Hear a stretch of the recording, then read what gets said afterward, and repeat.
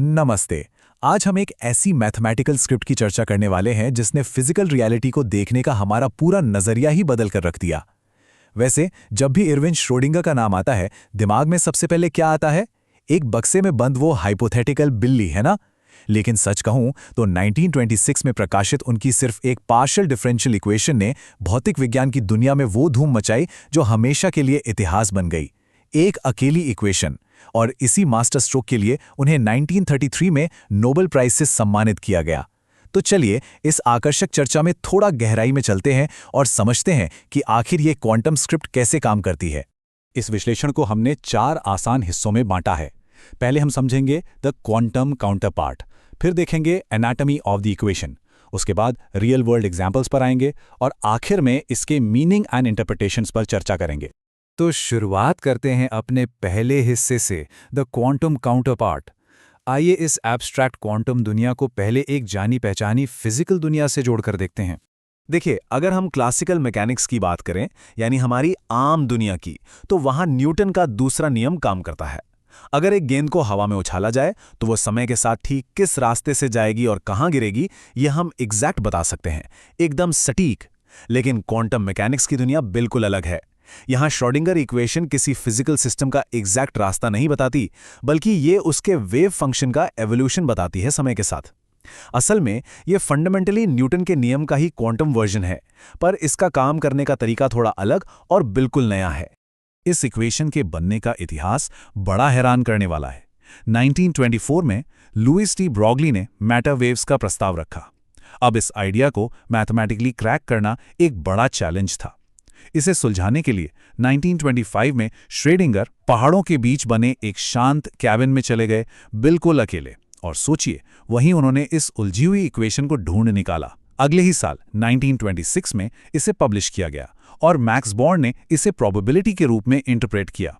और आगे चलकर 1933 में इसी ग्राउंड ब्रेकिंग काम ने श्रोडिंगर को फिजिक्स का नोबेल प्राइज दिलाया। अब बढ़ते हैं दूसरे पड़ाव पर, जो है एनाटॉमी ऑफ द इक्वेशन। यहां हम इस डरावने दिखने वाले कैलकुलस और ग्रीक अक्षरों को अलग अलग करके समझेंगे।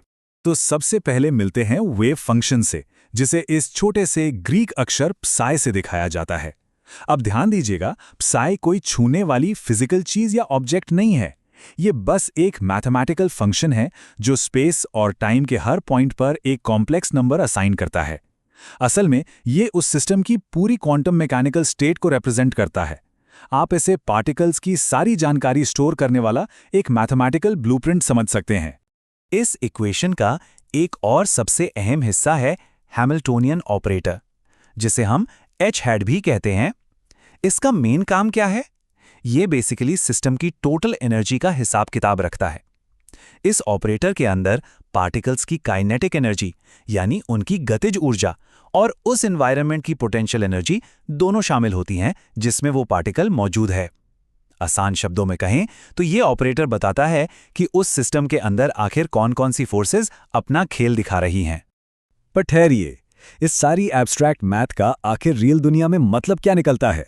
वहीं एंट्री होती है मैक्स बॉर्न की। 1926 में उन्होंने बॉर्न रूल दिया। उन्होंने समझाया कि अगर आप इस वेव फंक्शन की एब्सोल्यूट वैल्यू का स्क्वायर कर दें तो आपको एक प्रोबेबिलिटी डेंसिटी फंक्शन मिलता है। इसका सीधा सा अर्थ ये है कि हम एक पार्टिकल की एग्जैक्ट जगह कभी नहीं जान सकते, सिर्फ उसके किसी पॉइंट पर पाए जाने की प्रोबेबिलिटी निकाल सकते हैं। और जानते हैं इसमें सबसे हैरानअंगेज बात क्या है? इस एक नियम ने फिजिकल रियलिटी को हमेशा के लिए अनसर्टेन बना दिया। लेकिन इसी अनसर्टेनिटी पर हमारी आज की डिजिटल दुनिया टिकी है। अगर ये प्रोबेबिलिटी डेंसिटी और श्रोडिंगर इक्वेशन काम नहीं करती तो आज ना तो लेजर्स होते, ना सेमीकंडक्टर्स, और क्वांटम कंप्यूटिंग तो बस एक ख्वाब ही रह जाता। चलिए अब आते हैं तीसरे हिस्से पर, रियल वर्ल्ड एग्जाम्पल्स।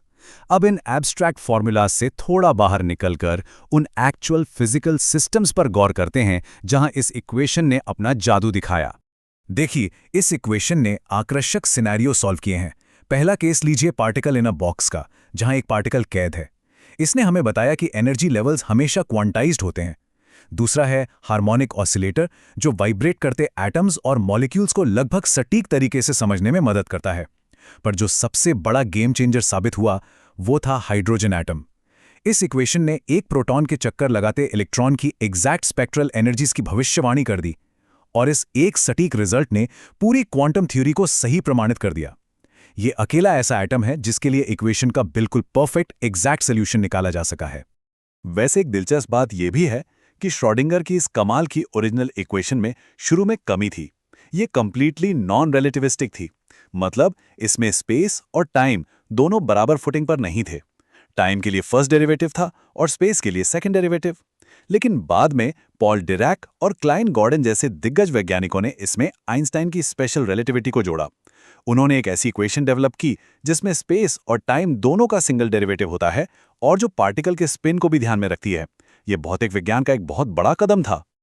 और अब हम इस चर्चा के सबसे डीप और फिलोसॉफिकल हिस्से पर आ गए हैं, मीनिंग एंड इंटरप्रिटेशंस।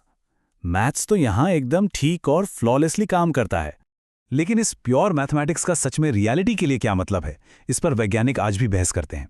एक ही मैथ से निकले अलग अलग दार्शनिक दृष्टिकोण सच में दिमाग घुमा देने वाले हैं। जैसे कोपेनहेगन इंटरप्रिटेशन कहता है कि यूनिवर्स बस प्रोबेबिलिटीज का खेल है और जैसे ही हम कुछ मेजर करते हैं वे फंक्शन अचानक से कोलैप्स हो जाता है। वहीं दूसरी तरफ मैनी वर्ल्ड्स इंटरप्रिटेशन का मानना है कि कोलैप्स जैसा कुछ नहीं होता, बल्कि एक इन्फिनिट मल्टीवर्स में सारी संभावनाएं एक ही वक्त पर अलग अलग रियलिटीज में घटित हो रही हैं। और एक तीसरा एंगल है बोहेमियन मैकेनिक्स, जो मानता है कि एवोल्यूशन पूरी तरह से डिटर्मिनिस्टिक है, जहां एक गाइडिंग क्वांटम पोटेंशियल उस पार्टिकल को आगे का रास्ता दिखाता है। पर क्या हमें ये नहीं जानना चाहिए कि खुद अर्विन श्रोडिंगर का अपनी ही इस खोज के बारे में क्या सोचना था? उन्होंने लिखा था कि ये psi फंक्शन अब सिर्फ उन मेजरमेंट रिजल्ट्स की प्रोबेबिलिटीज को प्रिडिक्ट करने का एक जरिया बन गया है। उन्होंने इसे कोई एक्चुअल फिजिकल वेव नहीं माना, बल्कि थ्योरेटिकली बेस्ड फ्यूचर एक्सपेक्टेशंस का एक मोमेंटरी सम बताया। आसान शब्दों में कहें तो संभावनाओं का एक मैथमेटिकल कैटलॉग। उनकी ये बात क्वांटम मैकेनिक्स को देखने का एक बिल्कुल नया और गहरा नजरिया पेश करती है। तो सारी चर्चा के बाद दिमाग में ये बहुत ही रोचक सवाल छूट जाता है, क्या ये इक्वेशन दरअसल सिर्फ प्रोबेबिलिटीज पर चलने वाले एक यूनिवर्स की कहानी बताती है, या फिर एक ऐसे अनंत मल्टीवर्स की जहां हर एक पॉसिबिलिटी हकीकत बन रही है? भले ही हमारे पास यूनिवर्स के इस हिस्से की एक सटीक स्क्रिप्ट मौजूद है, पर सच तो ये है कि क्वांटम रियलिटी का असली रूप आज भी किसी बड़े रहस्य से कम नहीं है। और शायद यही वो रहस्य है जो इस साइंस को इतना कैप्टिवेटिंग बनाता है। आशा है आपको ये विश्लेषण पसंद आया होगा।